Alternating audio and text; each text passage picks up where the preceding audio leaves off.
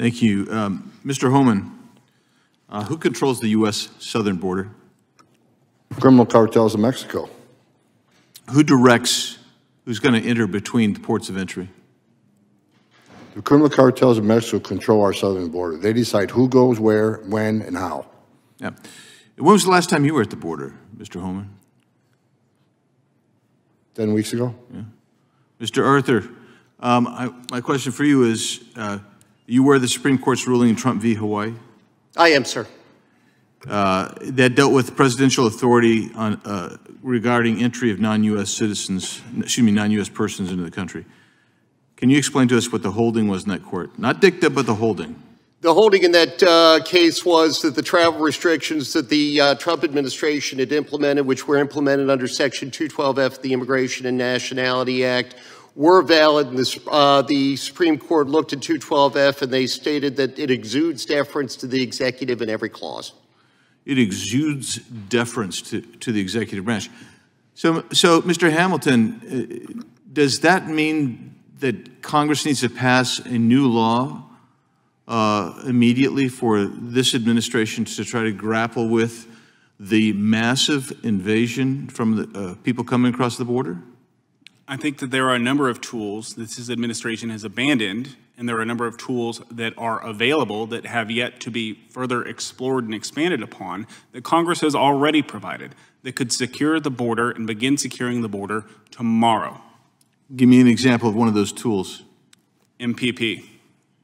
Don't you need Mexico to cooperate in order to implement MPP? You need to overcome their will. It is a battle of wills, and Mexico is never going to want to accept it. And Mexico indeed did not want to accept it, right, Mr. Holman, when the previous administration under Donald Trump was trying to implement MPP? Yeah, I was kind of taken back over some of the last conversations that relationships with Mexico have never been better. They were excellent under President Trump. They put military on the southern border and northern border. They entered the Remain in Mexico program. They entered the third state country agreements. I've never seen cooperation better than it was under President Trump.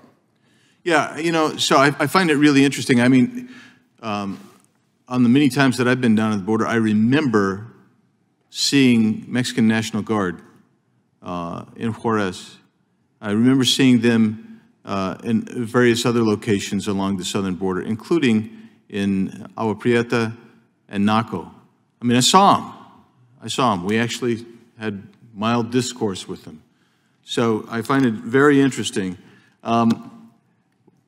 Let's talk now about what else is happening. What other authorities are necessary? I mean, what does this president say? He's never really said what authority he thinks he lacks. Mr. Arthur, have you ever heard him say or identify any authority that he thinks he needs? The president usually references a comprehensive immigration bill that he introduced on his first day in office back in 2021 that is really just kind of a major amnesty. It doesn't have any enforcement power. Right. And so if we're going to bring this under control, I guess, Mr. Holman, what would you say the first step is to bring the border under control with the current authorities? You agree that with Mr. Hamilton's MPP is a great option, but what else? MPP was a game changer for the Trump administration. It moved illegal immigration to 40-year low. We got to stop catch and release. As my colleague Mr. Hamilton said before, the more you release, the more that come. People around the world right now, you can cross the border legally. You'll be released in 24 hours. You'll be flown to the city of your choice. You begin work authorization. You get a free hotel room, 3 squares a day, and medical attention.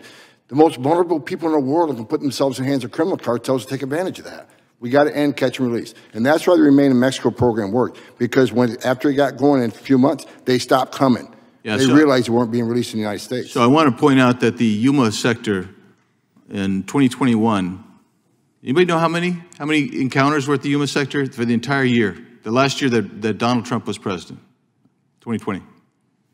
8,600. 142 miles along that.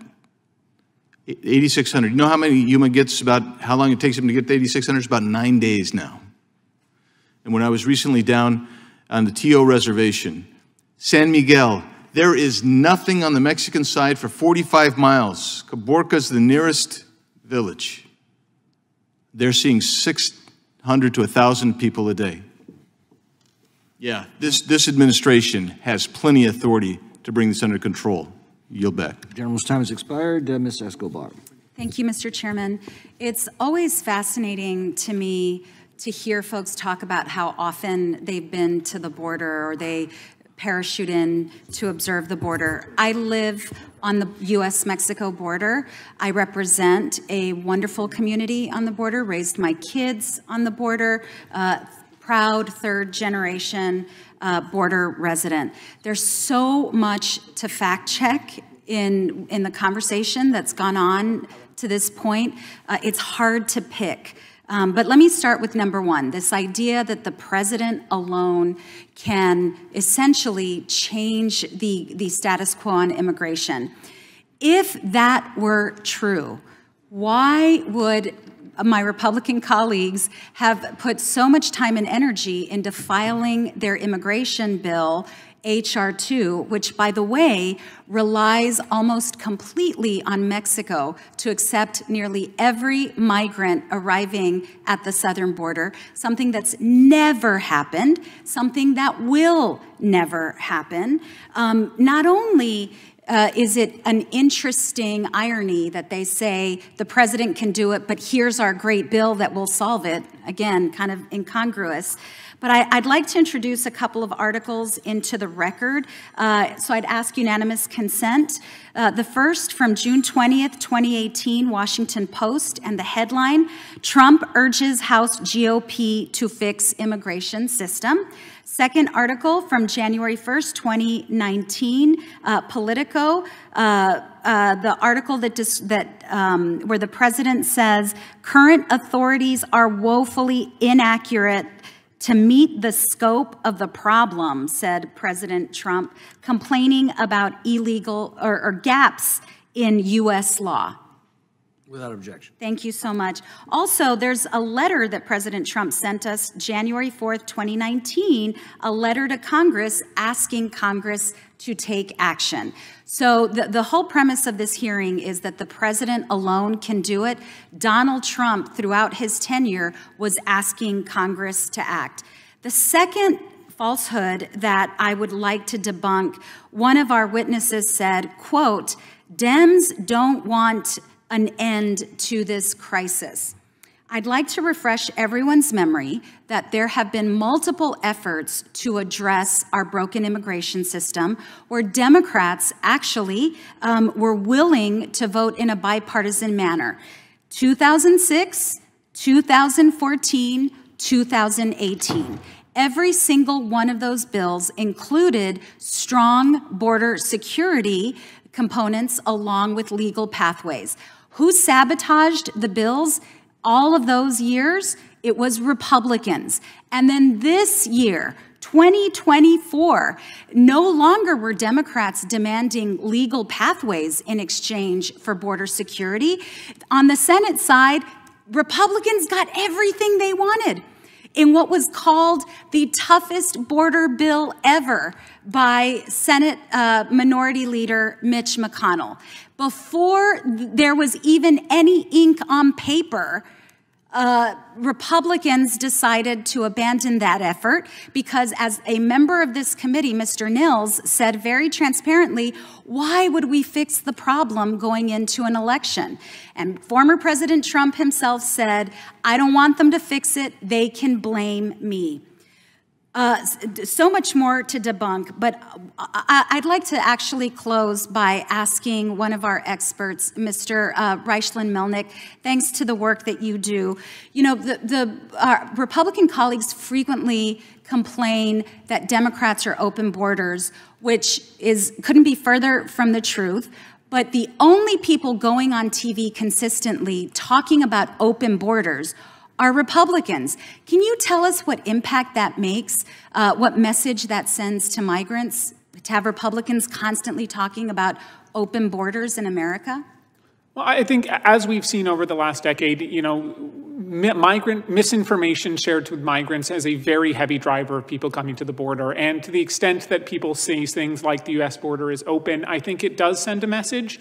But of course, in 2018, when I was down talking to separated families, I saw people tell me, I had one person tell me, President Trump opened the border to families. That's why I'm here. So this misinformation is not new. It's not something that's just happening now in the last 3 years. And unfortunately, there's plenty of misinformation coming from the other side of the dais and from some of our panelists. Thank you.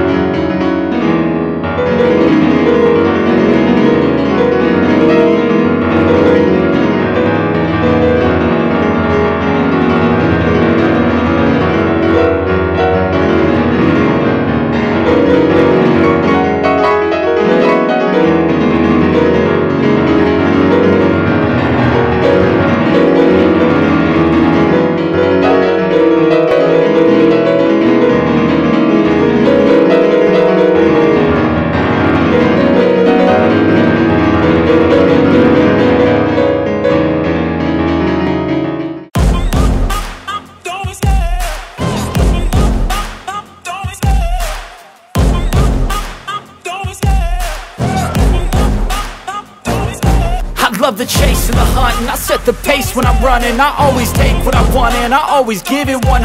Don't need a bank, no I'm funded. Play the game like it's nothing. I'm always thankful for something. Don't take for granted, stay humble. Now wake up!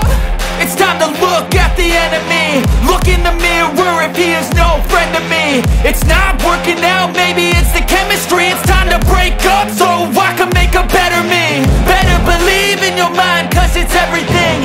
You can mold, shape, find almost anything. All it takes is some time and some clarity to find your identity. It's mind over everything.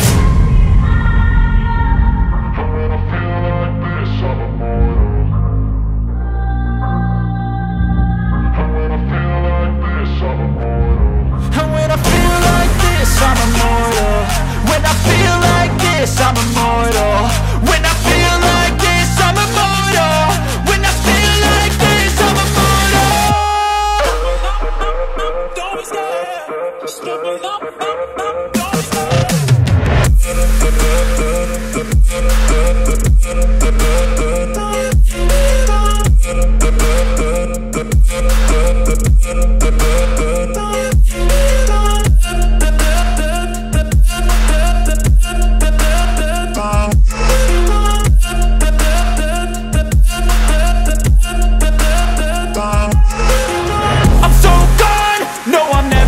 Back. I won't stop, I'ma fight until there's nothing left. It's so what?